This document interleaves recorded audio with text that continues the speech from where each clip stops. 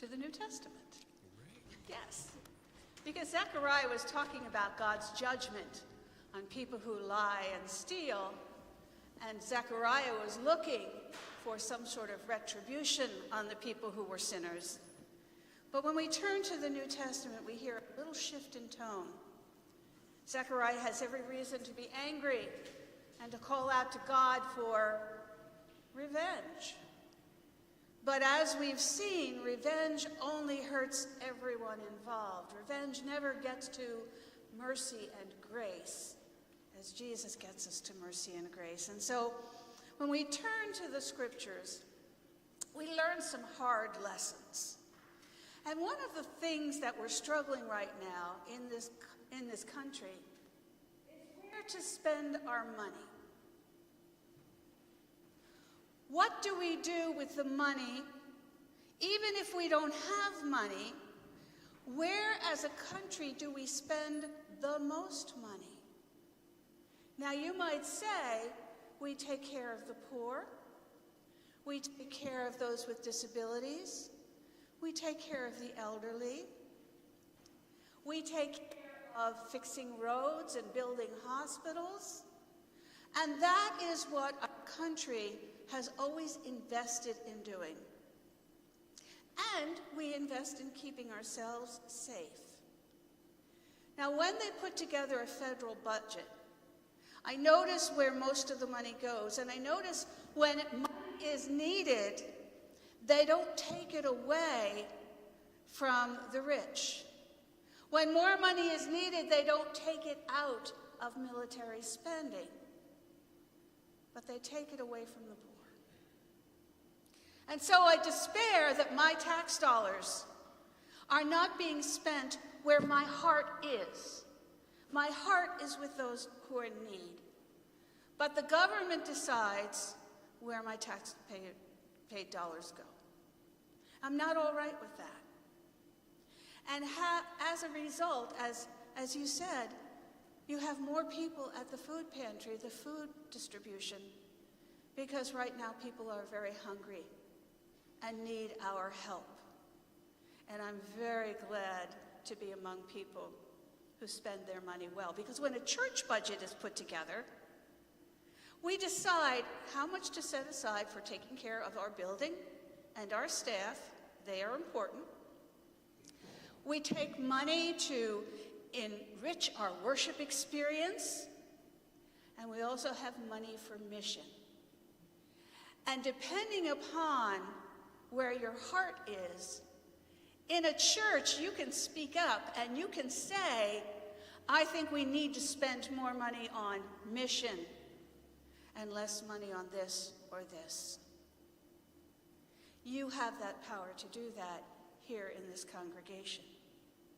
And where you have the greatest power is when you make up your own budget. Do you budget your money? Do you sit down and say, I'm going to make this amount of money, and I need a certain amount for rent and food and car insurance and all those obligations in my life, but what am I going to do with what's left? Where is your heart? Because as Jesus reminds us, where your treasure is, there will be your heart. But we can turn that around. Where your heart is, there will be your treasure. So I wonder if when we're working on our own budgets, we really think about how we personally can set aside money, time, talent, and give to those in need. And I think because of the way the federal government is going, more and more will land on us. Well, Jesus was in the temple with his disciples, and Jesus wanted to make a point about how people use their money. So he pointed at two types of people. The first type of people Jesus talks about are the scribes. In the hearing of all the people, Jesus said to the disciples, beware of the scribes who like to walk around in long robes and who love respectful greetings in the marketplaces and the best seats in the synagogues and the places of honor at banquets. Now, there's nothing wrong with honoring people for the work they do. And there's nothing wrong with saving the best seat for an honored guest. But these folk that Jesus is pointing to think it's their divine right to have these things. And they wear long, rich garments. And they expect to be treated like royalty. Jesus continues, they devour widows' houses, and for the sake of appearance, say long prayers. It's a good thing to pray, but they're only doing it to show off. They will receive greater condemnation. Ooh, little Zechariah sneaking in there.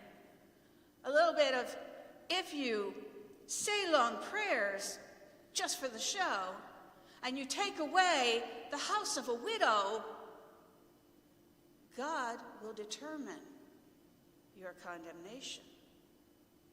Sound like anybody we know in today's news?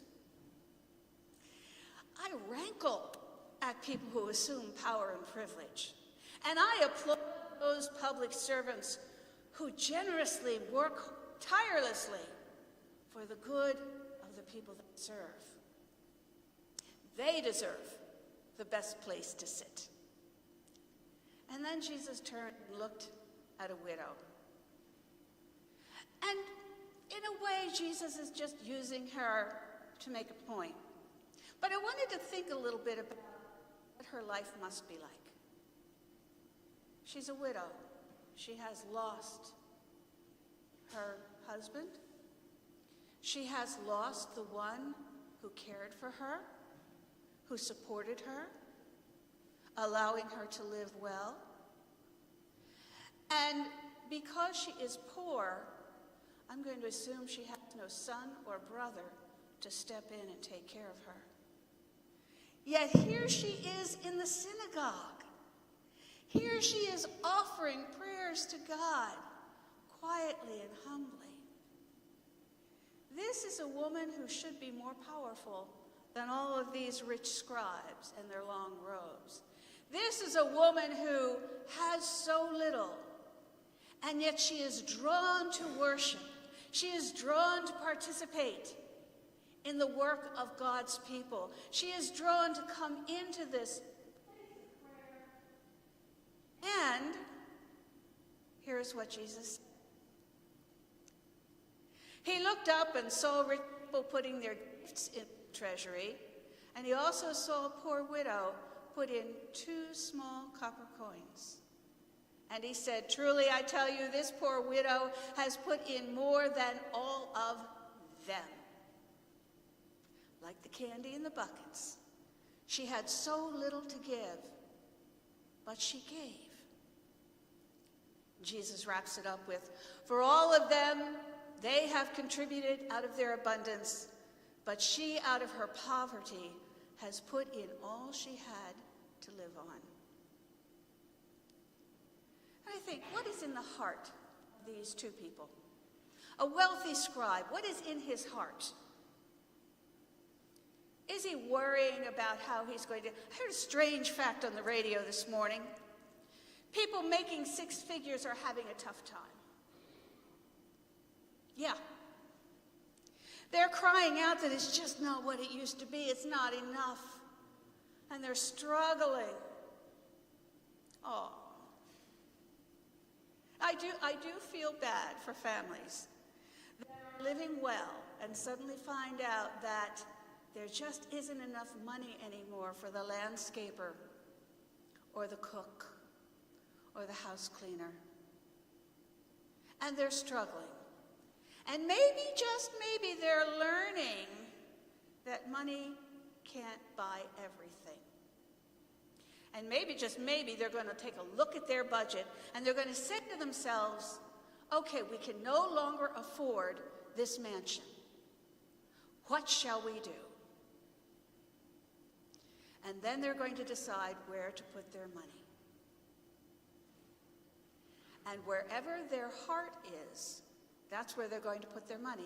If their heart isn't all about being seen and heard and being lauded for being wealthy, well, I'm afraid their hearts are lost.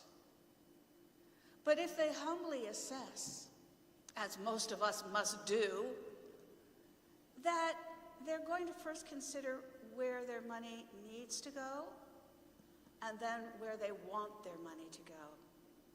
Maybe they want to contribute to the local library or even the church.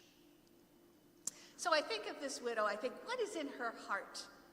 That she can get up in the morning, probably eating a very meager meal, put on the clothes that she has, which she's probably owned all of her life, her one robe to keep out the cold, and she goes to the temple.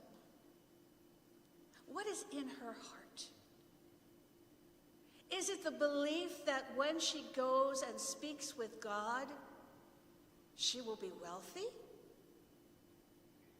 Or is it in her heart that when she goes to be among the people of God, the wealth that she receives outweighs the 2 pennies in her pocket? Is she going with a heart filled with faith? Is she going with a heart filled with hope? And so she gives to the ministry of this synagogue. She gives to support the building and the minister and the staff, because all of those things are important. But maybe she also gives knowing a child somewhere will have a meal because of what she gives. Maybe she goes to a place of worship with empty pockets, but she can sing and bring the people around her. Maybe she goes with hands that can still work, packing bags to feed the hungry, making casseroles to feed her neighbors. Maybe her budget isn't about money. Maybe her budget is about how much of her heart she can give to those she needs. And so I want to expand the definition of budget. Certainly, those rich scribes enough to take care of all the needs of the synagogue, but they're being stingy with their hearts. They are not budgeting their love.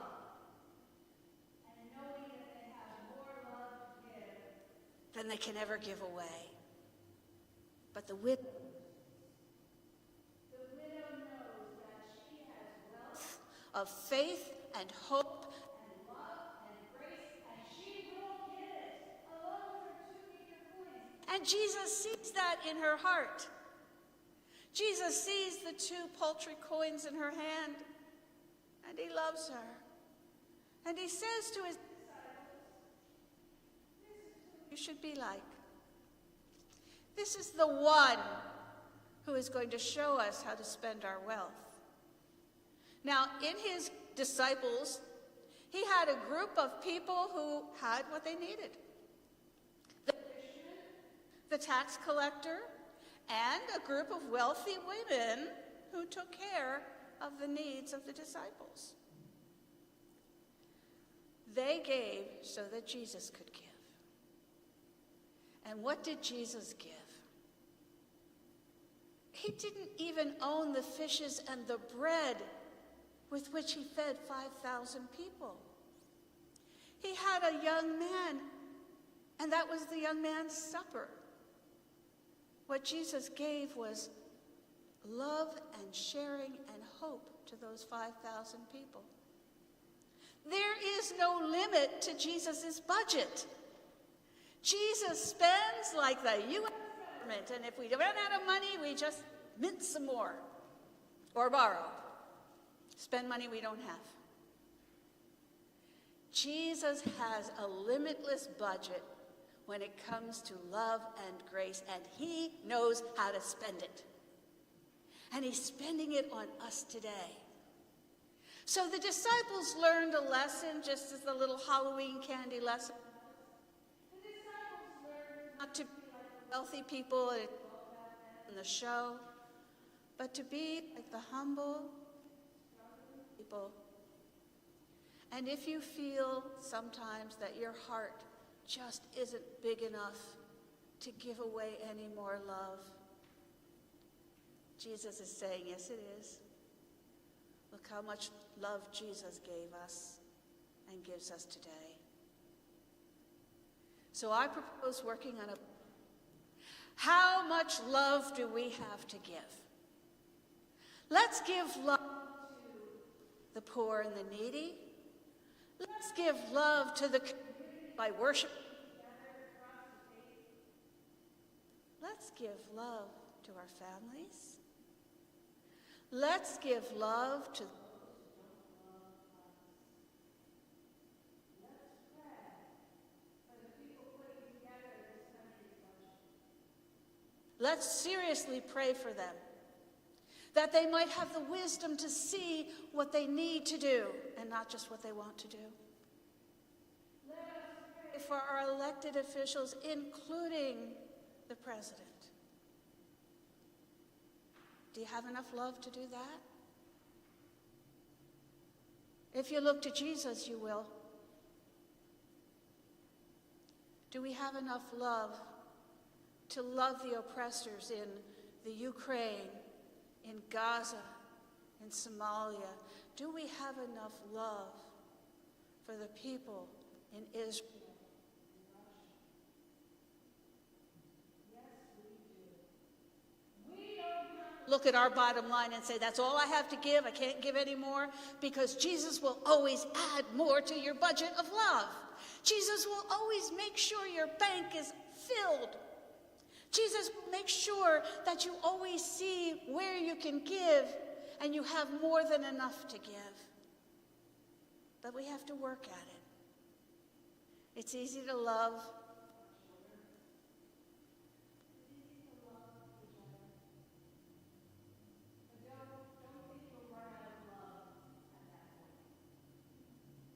Jesus will make sure that your budget has no bottom line.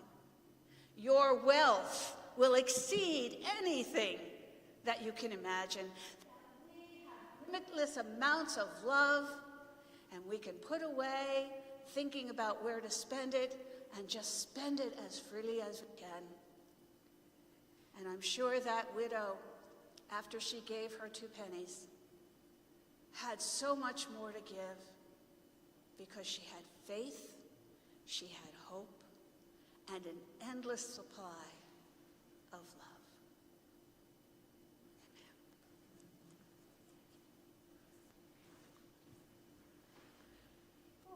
Sounds about that.